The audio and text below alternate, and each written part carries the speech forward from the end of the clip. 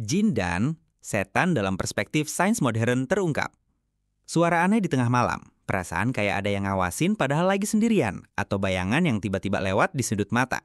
Kayaknya hampir semua dari kita pernah deh denger cerita atau malah ngalamin sendiri kejadian-kejadian yang sering banget kita sambungin ke satu hal, gangguan jin atau setan. Selama ratusan tahun, cerita-cerita ini udah jadi bagian dari budaya dan kepercayaan kita, diwariskan turun-temurun sebagai kebenaran yang bikin merinding. Katanya mereka hidup bareng kita tapi di alam yang berbeda. Tapi, gimana kalau ternyata sains modern punya penjelasan buat semua itu? Gimana kalau perasaan ngeri, bulu kuduk yang tiba-tiba berdiri, atau penampakan yang bikin jantung mau copot itu ternyata bukan dari dunia gaib?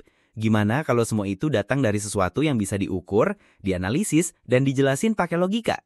Di video ini kita nggak akan bilang pengalaman kalian tuh salah. Justru sebaliknya, kita mau ajak kalian jadi detektif. Kita akan selami riset-riset ilmiah modern yang coba ngejelasin pertemuan-pertemuan gaib ini. Siap-siap, karena kita bakal ngungkap sisi rasional di balik pengalaman mengerikan yang selama ini menghantui kita. Oke, sebelum kita bongkar lebih dalam, penting buat kita sepakat dulu. Tujuan sains itu bukan buat ngerusak kepercayaan. Tujuan sains itu bertanya, nyari bukti, dan ngasih penjelasan yang bisa diuji. Dulu banget manusia mikir petir itu karena dewa lagi marah, atau penyakit itu kutukan roh jahat. Sekarang, kita tahu ada fisikanya di balik petir dan ada mikroorganisme penyebab penyakit. Nah, dengan semangat yang sama, para ilmuwan dari berbagai bidang, fisika, neurologi, sampai psikologi, mulai ngajuin pertanyaan soal fenomena gaib ini. Apa sih yang sebenarnya terjadi sama tubuh dan otak kita pas ngerasa diganggu? Mungkin nggak ada faktor-faktor di lingkungan kita yang nggak kelihatan mata, tapi bisa banget mempengaruhi cara kita melihat sesuatu. Pertanyaan-pertanyaan inilah yang membuka pintu ke pemahaman baru, mengubah misteri yang bikin merinding jadi teka-teki sains yang seru buat dipecahin. Yuk kita mulai dari penjelasan pertama, yang datang dari sesuatu yang bahkan nggak bisa kita dengar. Pernah nggak sih kalian masuk ke satu ruangan dan tiba-tiba rasanya nggak enak, cemas, atau kayak ada sesuatu di sana? Padahal nggak ada alasan yang jelas. Jawabannya mungkin infrasonik. Infrasonik itu gelombang suara yang frekuensinya super rendah, di bawah 20 Hz, jadi telinga kita nggak bisa nangkap. Kita emang nggak bisa dengar, tapi tubuh kita bisa ngerasain gitarannya. Beberapa penelitian nunjukin kalau paparan gelombang infrasonik ini bisa memicu serangkaian gejala fisik dan psikologis yang aneh. Gejalanya itu mulai dari perasaan gelisah, cemas berlebihan, detak jantung naik, dada terasa sesak bahkan sampai halusinasi visual. Getaran frekuensi rendah ini ternyata bisa beresonansi dengan organ dalam kita, termasuk bola mata. Nah, getaran di bola mata ini bisa bikin penglihatan kita jadi kabur atau aneh, seolah-olah kita melihat bayangan atau gerakan di sudut mata. Ada cerita menarik dari seorang insinyur Inggris, Vic Tandy. Dia secara nggak sengaja nemuin fenomena ini pas kerja di lab yang katanya angker. Dia dan teman-temannya sering ngerasa aneh dan ngelihat bayangan abu-abu misterius. Suatu hari, dia sadar ada lempengan logam di mejanya getar-getar sendiri.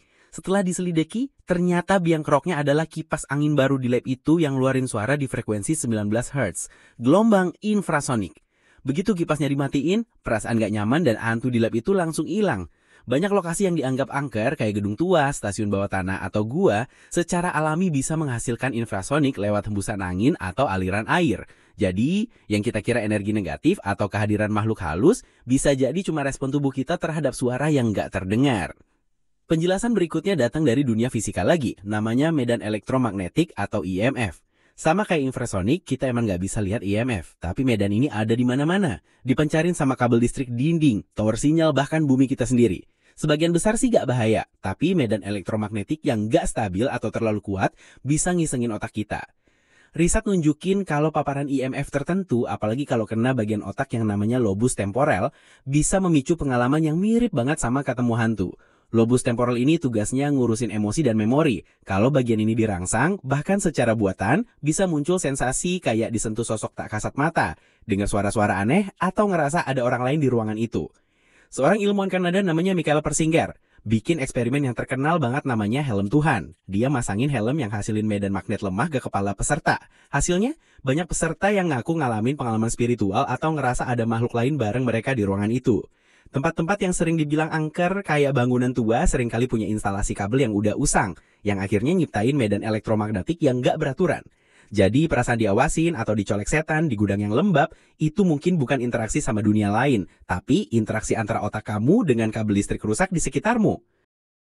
Gimana sejauh ini? Apakah penjelasan-penjelasan tadi mulai bikin kalian, oh gitu toh maksudnya?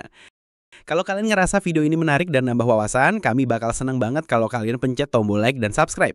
Dengan begitu kalian gak akan ketinggalan pas kita bongkar misteri-misteri lainnya dari sudut pandang sains.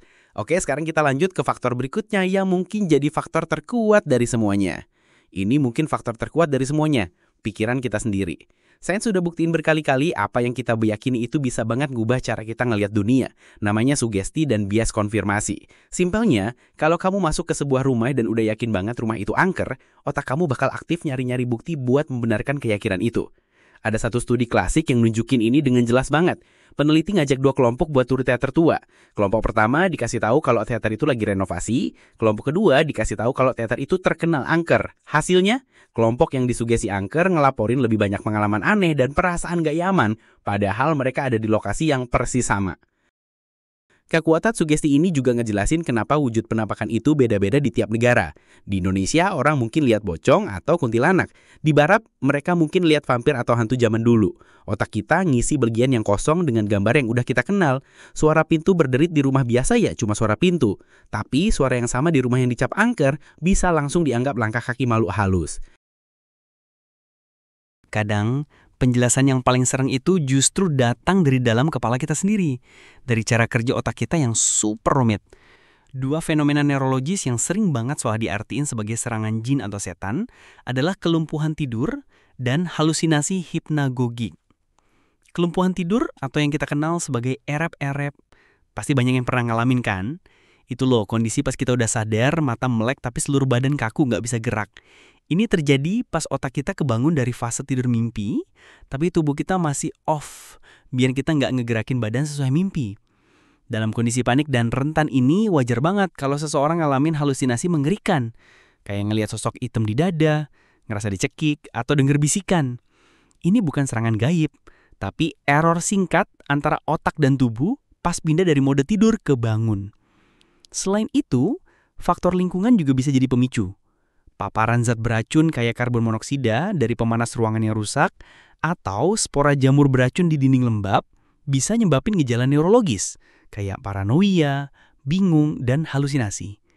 Ada banyak kasus rumah berhantu yang ternyata masalahnya adalah keracunan karbon monoksida level rendah yang dialami penghuninya. Jadi sebelum yakin ada jin di rumah, mungkin ada baiknya cek dulu ventilasi udaranya. Oke, dari tadi kita udah bahas penjelasan yang udah ada buktinya di dunia fisika dan biologi. Tapi gimana dengan konsep alam lain atau dimensi berbeda, tempat jin dan setan katanya tinggal? Uniknya, fisika teoretis modern juga ngomongin soal kemungkinan adanya dimensi lain. Konsep kayak teori string dan teori M berspekulasi kalau alam semesta kita ini mungkin punya lebih dari 3 dimensi ruang yang kita kenal. Mungkin ada dimensi-dimensi lain yang terlipat super kecil, sampai kita nggak bisa deteksi. Ada juga hipotesis multiverse atau alam semesta paralel yang bilang kalau alam semesta kita ini mungkin cuma satu dari sekian banyak gelembung alam semesta lainnya. Tapi perlu dicatat ya, ini semua masih di level teori dan spekulasi fisika, masih jauh banget. Belum ada satupun bukti ilmiah yang nyambungin konsep multiverse ini dengan keberadaan jin, setan, atau alam gaib. Tapi ini nunjukin kalau sains pun sadar bahwa realitas itu mungkin jauh lebih aneh dan rumit dari yang bisa kita tangkap pakai panca indera. Apakah mungkin cerita-cerita kuno tentang alam gaib itu adalah cara manusia zaman dulu buat ngejelasin konsep dimensi lain? Sains belum bisa jawab. Tapi ini jadi pengingat yang menarik bahwa di ujung pengetahuan manusia, misteri akan selalu ada. Jadi setelah kita telusuri semuanya, apakah ini artinya sains membuktikan jin dan setan itu nggak ada? Jawabannya nggak juga. Sains itu nggak bisa membuktikan sesuatu yang nggak ada. Yang sains lakukan adalah memberikan serangkaian penjelasan alternatif yang kuat, masuk akal dan bisa diuji untuk pengalaman-pengalaman yang sering kita anggap gaib. Kita udah lihat gimana gelombang suara yang nggak kedengeran bisa bikin kita takut dan berhalusinasi.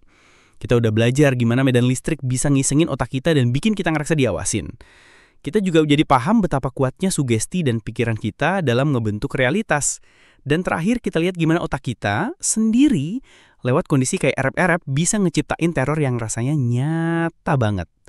Pada akhirnya sains ngasih kita sebuah pilihan. Pilihan untuk nggak lagi takut sama hal yang nggak kita ngerti, tapi justru penasaran untuk mencari tahu. Mungkin monster yang paling seram itu bukan yang ngumpet di bawah kasur, tapi yang sembunyi di sudut-sudut pemahaman kita yang masih gelap. Gimana menurut kalian? Apakah penjelasan ilmiah ini cukup meyakinkan atau kalian percaya ada lebih banyak hal di dunia ini yang belum terungkap oleh sains? Coba deh bagikan pemikiran dan pengalaman kalian di kolom komentar di bawah ini. Jangan lupa subscribe biar kita bisa terus menjelajahi misteri-misteri lainnya bareng-bareng. Terima kasih sudah menonton.